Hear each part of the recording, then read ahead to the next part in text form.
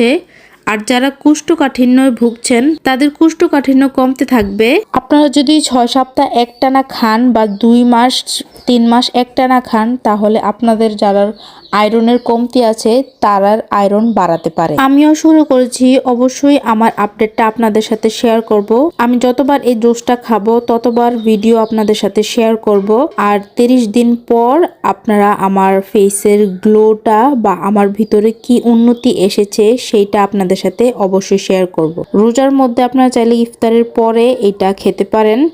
অবশ্যই ইফতারের আগে নরমাল পানি খেয়ে নেবেন, তারপর এটা খেতে পারেন। এখন বলি কারা একটু সতর্কমূলক এই জুসটা খেতে পারবে, কিন্তু একটু মনোযোগী হয়ে খেতে হবে। যাদের ডায়াবেটিস আছে তারা একটু চিন্তা ভাবনা করে ডাক্তারের সাথে পরামর্শ করে দেন এটা খেতে পারবেন। আর যাদের কিডনির সমস্যা আছে তারা তো অবশ্যই বিটরুটটা অ্যাভয়েড করবেন, বা দিলেও অল্প পরিমাণের, বা ডাক্তারের কাছে আপনারা অবশ্যই পরামর্শ করে তারপরে এই জুসটা খেতে পারবেন। আর যারা শুরু করতে চান অবশ্যই অল্প দিয়ে শুরু করবেন, চায়ের কাপে শুরু করবেন, তারপর আস্তে আস্তে পরিমাণ বাড়াবেন।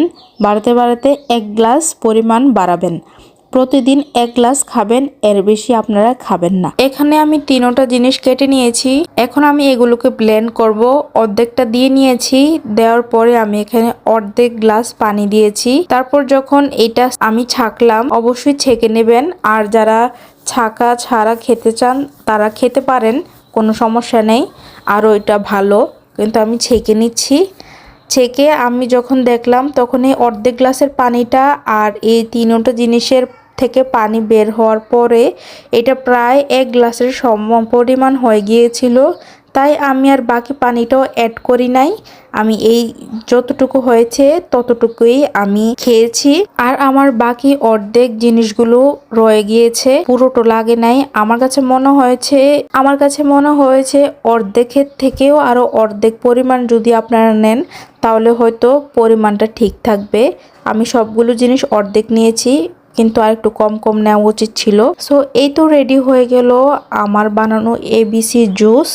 আপনাদের কেমন লেগেছে অবশ্যই একটা কমেন্ট করে জানাবেন।